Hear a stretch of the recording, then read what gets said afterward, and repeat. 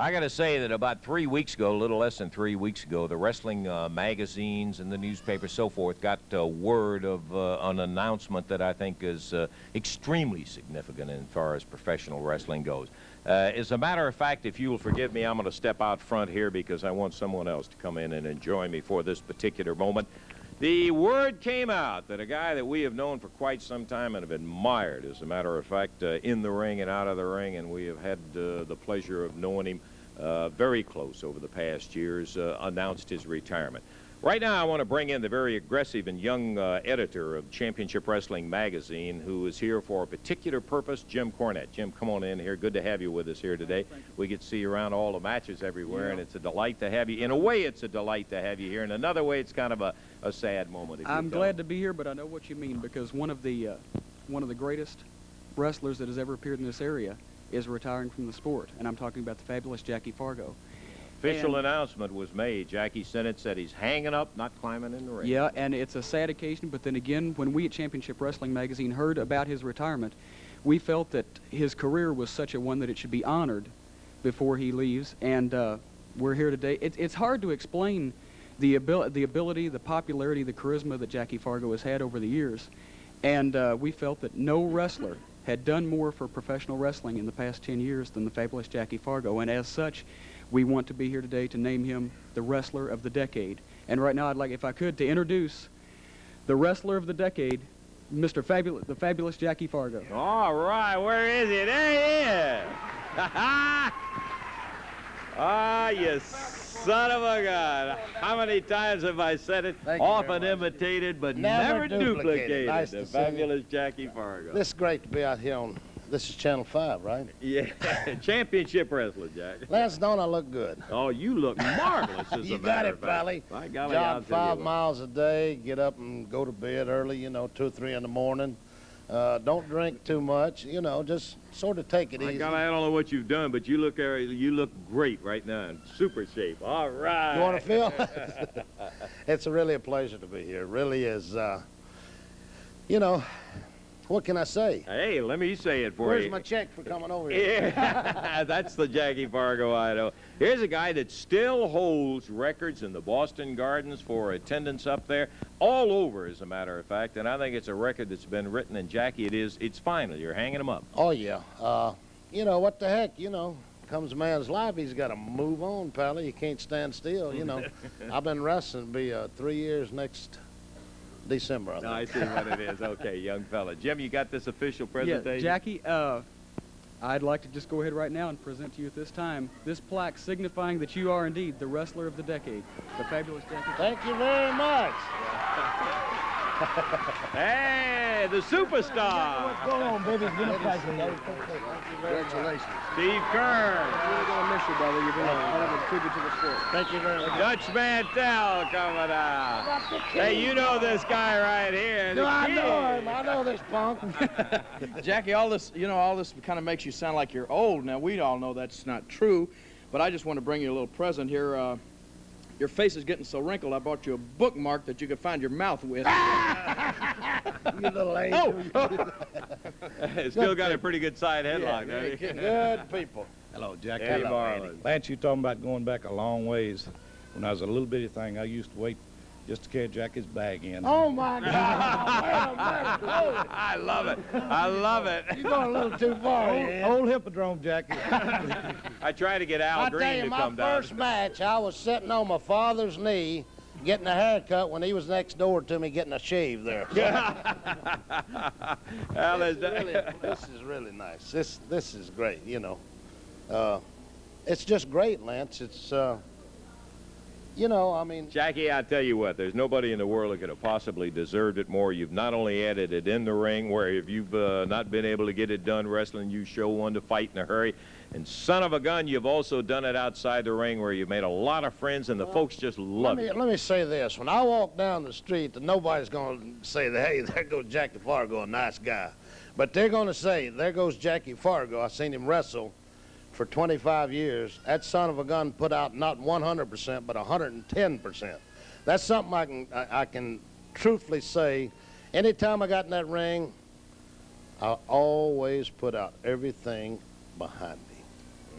A lifetime has been Yeah. yours inside the ring. You've been wrestling all your life. All my life. You know, I sweated a gallon of blood and sweat. And, brother, I mean a lot of blood and sweat to become a professional wrestler. And it's the greatest thing that ever happened to me in my life was being a wrestler. It's my whole life. I mean, what? Got to be a very difficult moment. Okay, Jack, I'll tell you what, we're not going to stand out here and push it anymore. I just got to say, Jimmy, thanks for bringing out the presentation out here. It could not go to anybody that we absolutely admire and say deserves it anymore. Jackie Fargo, Wrestler of the Decade. Thank you very much, Lance. Like I said, it's just... Hey, let's take a break now, and we'll be back later. You son of a bitch. Team action about to get underway here. Introducing, first of all, at a total weight of 688 pounds, over on the left here, from parts unknown, the Pink Panther, from Louisville, Kentucky, Jim Cornette, and from Memphis, Tennessee, Big Lou Winston, president of the First Family, Jimmy Hart in their corner. Going against him at a total of 741 pounds, from Houston, Texas, Tom Pritchard.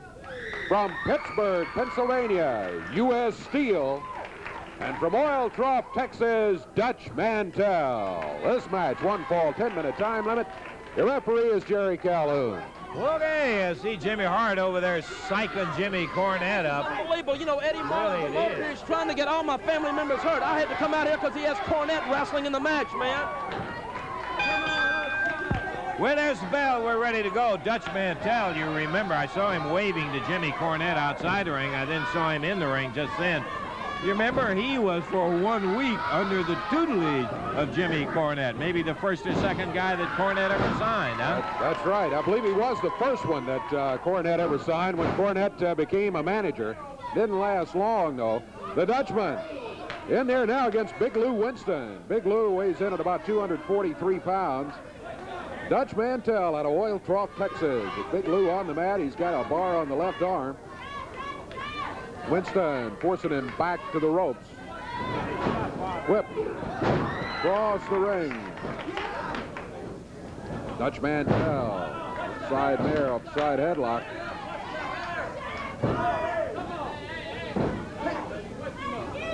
Ooh, you saw the Dutchman fire the right hand. Lou Winston makes the tag. Big Lou will step out, and the Pink Panther coming in.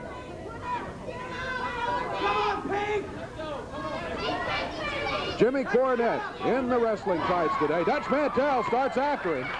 And Cornette hides behind Jimmy Hart. Heads out of the way.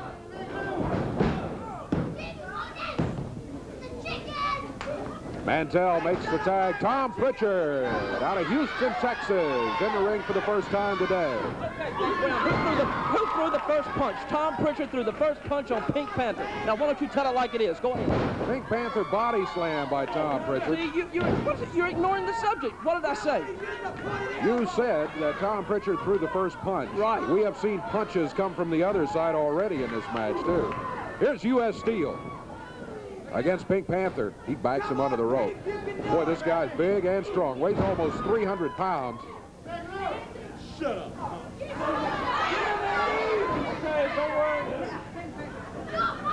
Panther into the ropes. Runs into U.S. Steel, and U.S. Steel just barely moves. Yeah, he uses a big broad arm across the back. Picks up the Pink Panther and slams him hard. U.S. Steel makes the tag on Dutch Mantell. Sends the Panther into the ropes, coming off the ropes, the foot of Dutch Mantell. 2.5 minutes gone. Panther into the ropes. Tom Pritchard, nice move. 1, 2, and 3. He got it. So the team of U.S. I can tell you something. If I'd have had some partners, we would have won that match. If I'd have had a decent partner around here, we would have won. That is ridiculous, man. What are you doing? Why don't you stop like that? abusing Jimmy, people? I did not- I would have won that match. Yeah, yeah. Didn't see Cornette making much of a contribution to his partner's efforts in there. He was not in the ring. He was never in the match officially. Boy, wouldn't you love to have him for a friend? Yeah. There she comes. Good. Emily Arthur. Arthur. You may have seen her for the first time last week. We did. Emily, hi, and welcome back in a little different circumstances. You were selected right out of the crowd here last week to join the Memphis Vice in a match in there. We found out you were a computer operator. I want to know, you had your first professional match in there. Were you nervous about it? A little bit. A little bit. Not nervous being against downtown Bruno so much, but being in front of all the people, knowing those big two goons were in the corner over there, and knowing they might get their hands on me. Yeah. Had to make you nervous in the crowd and a few things like that. Yeah, a little bit. Well, you had the opportunity at least to get your hands on part of downtown Bruno. Mm-hmm. What was it like? Tell me what it was kind of like. Well, Lance, I hate to get out here and talk, about someone in front of all these people, but actually, he's the poorest excuse of a man that I've ever seen. I mean, Tell it like it is. Absolutely. And Jerry and Lou, they convinced me everything would be all right. They would take care of me, and I was assured when I went in the ring. Well, the situation was such that you really didn't quite get to battle Bruno the way that you thought you were going to. Right, you told me that after the match. No, when we tagged up, the guy would scurry to the corner just like that. I mean, I barely had my hands on him before, he was at his corner. Yeah. So it was interesting, needless to say. Hey, Emily, you better, no, honey, just take off. We'll talk to you later. That's right. Get on Bill Street and make your money. That's you right. You are coming up in here. Hey. I want to tell you something. Boy, I made a fool out of her. Boy, did I make a fool out of her. Hey, Lance Russell, I'm a little bit perturbed with you, brother. What is the point of having some broad out of the audience out here during my interview time? I want to say something. 7 years. 7 years, baby. 7 years in this business. I started off setting up rings, refereeing, bleeding, suffering, working hard, baby. Took me a long time to get here. You got some broad out of the audience taking up my interview time after 7 years? You think I like that? Hey, it's wrestling time today, baby. It's wrestling time. Downtown Bruno, wrestler extraordinaire, manager extraordinaire, good-looking guy, too, brother. Oh, yeah, baby. she ought to be down making babies, making breakfast, whatever, dinner, lunch, the whole bit. You know what I'm saying? You told her, you hear what I told her to go, don't you? Hey, who we got today? It's gonna be easy, brother. Yeah, it's gonna be easy. Well, you make it sound like in your encounter with her, you destroyed her. And I think the folks would say a little bit otherwise. Well, big deal what the folks say. Big deal. Oh, wait, okay, here you go. Here comes the... Time for you and Goliath to head to the ring. We are going to see you in action today. What is this? I mean, what's this? This is my fine King uptown Jerry clothes. Lawler, what is Hey, this is my fine uptown clothes, brother. Brooks Brothers, Woolworths, whatever. Hey, first of all, that's right. These are my wrestling clothes, because why? Hey, I won't even get these uptown clothes wrinkled, brother. I don't even have to get them wrinkled. With that kind of smart remark on there. What's that say? Is a punk. King Jerry Lawler. Wait. Hold on. What's this say, brother? Read that to the people. Lawler, watch your step. Yeah, baby. Now, they better watch their step, too, because here comes downtown Bruno. Hey, you better watch it. That shirt may be torn right off of you. Oh, hey. This shirt isn't going to be torn off me. It's not going to be touched. It's not going to be wrinkled. And if any of these goofballs here, these rebel hillbilly hicks, want one of these, they're going to be on sale pretty soon. $49.95, downtown Bruno, DoorDash, whatever. That sounds Would you smart. mind holding this for me while I go up there? And I'll get it in a little while. Right, you're going to go up there and hide behind Big you want to put Goliath. this in your mouth, No, too, or- come on, Bruno, get out of here. Downtown Bruno, let's go to the ring. We're ready for it. Goliath and downtown Bruno up on the ring apron. Already in the ring, it's John Paul from Minneapolis, Minnesota. His partner from Tupelo, Mississippi, Dennis Upton. They weigh in at a total of 438 pounds. Goliath and Bruno weigh in at about, let's see. Goliath weighs in at 417 is the last weight I heard Bruno give on him. 414 officially he's listed. And Bruno weigh in at what, 130? Yeah, I think he told me, he says, that's 143 pounds. 143. Baloney, you know it. Yeah. Goliath and Bruno both out of downtown Pittsburgh. John Paul, the Minnesotan. Bruno is in this match. He's not even dressed to wrestle. He's got that T-shirt on. On one side it says, Lawler, watch your step. On the other side, it says King Jerry the King Lawler is a punk. Look at that Goliath. Woo. Upton, down hard. I don't think there's any doubt that Bruno has no intentions of getting in the ring. He intends for Goliath to stay in there the whole way. Yeah, that's what it's all about. Big chokehold. That's the way we do our Fortune King Boulevard, baby. I believe that. Oh, yeah. Oh, yeah, baby. Come on, lay him in, Goliath. Hey, man. Upton trying to fight back, but he's hammered down to the mat by the big forearm of Goliath. Ooh, hard into the turnbuckle. Oh, I mean, really right to the turnbuckles. Goliath drags him out of the corner. Ooh, Upton trying to battle his way back. Over in the corner where Bruno is, who hooks him from behind. The referee saying, break it up, break it up. Here comes John Paul chasing Bruno. John Paul chased him out of there while Goliath takes Dennis Upton and drops that big leg right down on him. I think this is all over right now, Dave. There's 2 counts and a 3 count. So the match came to a conclusion much as we thought it would, unfortunately for Dennis Upton, as Goliath really tore him up. He went to work on him. One thing, yeah, you got the win. Hey, that microphone, Lance Russell. Hey, people. How many of you people saw the way I dominated that wrestling match? How many of you people saw just what kind of professional athlete, just what kind of professional wrestler? To wrestle today.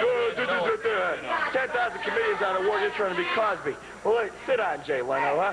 Let me tell you people something. That was just an example of how downtown Bruno can wrestle in a square circle. That was just an example of what kind of championship caliber, top-ranked, professional wrestler, money man I am. And I want to tell something to that broad who thinks she's something. This don't come overnight, baby. This don't come one day out of the crowd here. This comes, baby. 7 years, hard work, hard knocks. You get to be downtown Bruno. Pull that sleeve and show these people. That's what it's all about. That's what it's all about. Downtown Bruno. That's what it's all about, brother. And you and your buddy with the polar bears. That's right, baby. Oh, yeah. And I was barely in the business. Bill Watts was a genius. And I'll say that right now. And when he came, he and Jerry Jarrett, long story short, worked out a talent trade agreement because Mid-South Wrestling, one of the great territories, huge territory, many major markets. You know, boy, he ran that thing tighter than Dick's hat band. But business was down because he needed some new talent because this is a talent-driven business. And by the same token, business in Memphis was down because Jerry Jarrett was coming off a tremendous summer. Think about this. From Memorial Day to Labor Day, every Monday night in the Mid-South Coliseum had not drawn less than 8,000 people. But now it was October, we're going into winter. Now there's 40 guys on the card, 40 mouths to feed, and business is going down because, I mean, you can't keep doing that forever. And it's a, you know, it's at the back to school, blah, blah, blah, flea market open down the road, business is down, right? So Jarrett and Watts made an agreement. Jarrett has too much talent. I'm gonna let you have some, but I need some new talent, so I'll take some in return. And Watts said, okay, I need some new talent. So Watts came to Memphis to look at the guys that he wanted. And then Jarrett actually sent Jerry Lawler down to look at the guys that they might want. And the guys that Jerry Jarrett and Jerry Lawler got, as I remember, were ravishing Rick Rude when he was still Rick Rude, R-O-O-D. And that was his first spot where he became Rick Rude and had a valet, etc. Hacksaw Higgins, Masayo Ito, Jim Neidhart. Watts said, well, I like the babyface tag team, the Rock and Roll Express, who people forget. The reason why the Rock and Roll Express were put together was because the fabulous ones, Lane and Kern, were so hot that they had been running 2 towns per night on the spot show nights. You know, it'd be Osceola, Arkansas, and Nashville or whatever, you know. And the Fabs would make the big towns, and so the Rock and Roll were put together for the smaller towns. So they were kind of floating around. Ricky Morton's always been a fabulous worker and the best seller in the business. And go ahead, small smattering for Ricky. And Robert Gibson, I mean, we've joked about it for ages. He's very underestimated talent, especially in his younger days. He's had back problems, but I mean, what a flyer and what a flipper, and he was quicker than grease lightning. So anyway, they were a great tag team. And Watts said, I like the single babyface, Terry Taylor, who actually had some great matches for Watts for the next couple of years. Had one great match with Ric Flair in the Superdome, went like 40 minutes. He said, I need a heel team. So he looked, Bobby Eaton was a babyface, just working around on the cards. Dennis Condrey was a heel, but he was partners with Norvell Austin because Dennis and Norvell and Randy Rose were the original Midnight Express. And I was Jimmy Hart's understudy because I've been in the business 13 months at that point. And Dundee liked me because Dundee wanted to book different people than Lawler booked because Hart was Lawler's guy. So when Dundee had the book, I was used, but when Lawler got the book, he's booking Hart more, and I'm over in Osceola making $50. So I'd never been outside the territory except for a summer working for Ole in Georgia. And I'll tell this at the banquet, but Ole Anderson was the first person to fire me. But I didn't take it personally because he closed the whole territory down at the same time. The story is in the book. But anyway, so Watts said, I want to put Dennis Condrey and Bobby Eaton, who had spent almost their entire careers in the southern areas, Tennessee, Georgia, etc., had never teamed up once. Wrestled each other a million times, never teamed up once. And I want that kid to manage him. Can he talk? He asked Dennis Condrey. Dennis, he can talk his ass off. Dennis would have said I could squat down and shit live chickens to get a job, you know. But, so, well, I mean, just, you know, he would have exaggerated is what I'm trying to say, Crispy. So anyway, Watts called up. I was so low on the totem pole at the time in the business, I never even spoke to Watts when he was in Memphis. I was like, oh shit, he's important. I'm gonna stay over here and hide. So Dennis comes to me 3 or 4 days later and he says, Bill Watts has picked us as his top heel team. We're going to Louisiana to make $100,000. I'm in Shelbyville, Tennessee at a rec center. There's 75 people out there. My check last week was $275. I think Dennis is fucking with me. Although I did have a record, and this is in the book too, I did have a record. When I was in Memphis, I hold a gate record in Memphis my rookie year. 1 week, it was Lawler and Bockwinkel for the AWA World title. They sold out, they did like 11,000 people, and at the time the ticket prices were so cheap, it was like $45,000, whatever. Well, then the next week, because they did a held-up belt finish, Lawler wasn't on the card, Bockwinkel wasn't on the card. The main event was Bill Dundee and referee Jerry Calhoun against Exotic Adrian Street, Miss Linda, and Jim Cornette, 3-on-2 handicap match. Well, we tried.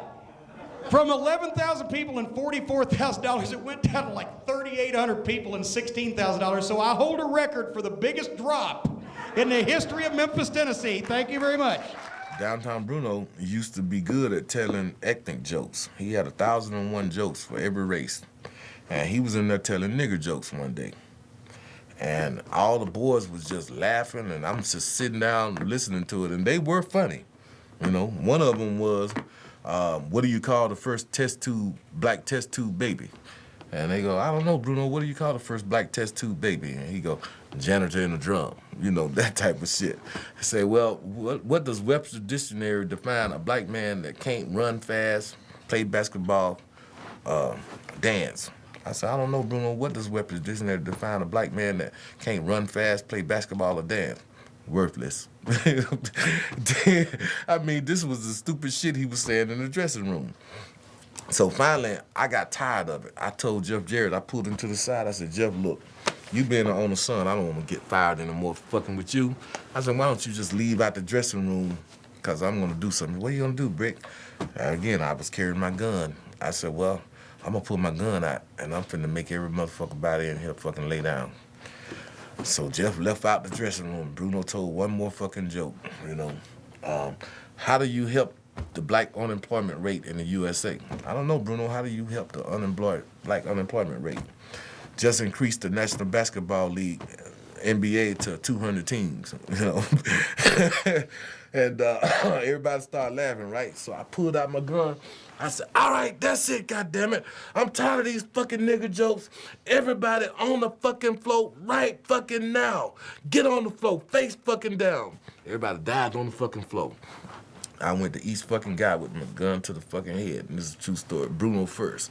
So, you want to tell nigga jokes, Bruno? I'm going to be just the way you want me to motherfucking be. You think this funny now? Ha ha, ho ho, hee hee. I don't hear you laughing, motherfucker. Went to Gary Young, went to Eric Emery, went to every motherfucker in there with the gun to their fucking head. True story. They all thought I was pissed off, but I wasn't. I just reversing the fucking real, you know. But that's a true story. I made everybody in the dressing room lay down. I had that gun out, laid down, you know. And, I mean, there's a lot of things that Bruno was going through at that point in time, and he used to do a lot of things to get attention. He thought he had to be a conversation piece in order to have friends. You know, like pissing on himself when he got drunk. He would stand there and pee in his fucking clothes, or wearing the same fucking drawers, you know, for the whole week.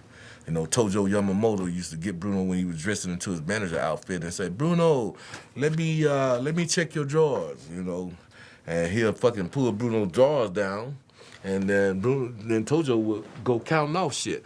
Let's see, 1 pee stain, number 2 discharge, number 3 skid mark. You know, and then Bruno would just reverse them and say, oh, they're still good to wear for the rest of the week, Bruno. I just reverse them and then reverse them and put them back on, you know. You know, or he would throw up on himself and then lay in it like he was too drunk. And he thought that guys making fun of him and joking was being his friend. He thought that was they would be his friend. And I used to tell Bruno, you come over to my house, you don't do no stupid shit like that. You come and sit in and you be, you know, I'm going to treat you with respect. You ain't got to come in there and piss all on yourself or give me something to go tell the guys in the dressing room. And I used to treat Bruno as a friend. And Bruno got hot at me. Bruno is mad at me today for this. You know, I stayed with Bruno one time when me and my wife was having problems. I went and stayed with Bruno for a few weeks. And Bruno lived in Mississippi, and we lived in Nashville. So I stayed with Bruno for 2 weeks. And I used to call my wife on Bruno's phone. And Bruno's phone bill went up to about $250. And Bruno is the type of miser, you know. 20 years ago, Bruno showed me $20,000 he had in the bank. Bruno was very frugal. He spent no money. Bruno brought a trailer for $14,000 and lived in that son of a bitch when he was in the WWE. I mean, a shithole. Reggie B. Fine to tell you. Reggie B. said that trailer was so motherfucking nasty the roaches walked around in footies. You know what I'm saying? But the thing is, Bruno is rich today because Bruno never spent no fucking money. Bruno was very smart, you know. He never spent fucking money. And Bruno, to this day, when I was up there doing the trial for the referee thing, hey, Brick House opened up a fucking book. He got a fucking book with every motherfucking name in it that owe him some fucking money from 20 years ago. I mean, if he took you to fucking lunch and spent $12, he got that motherfucker wrote in red ink. Let's see, took Bill Dundee to, we used to go to this place called the Po Folks. Bill Dundee had a $12 fucking lunch. Bruno loaned him $12. Bill Dundee never gave him the $12 back. I promise y'all this is a true story. Bruno still talking about that today. That motherfucker never gave me my fucking $12, man. He still owe me $12. Soon as I hit the fucking dressing room, Bruno came around, him and Steve Lombardi, Brooklyn Brawler.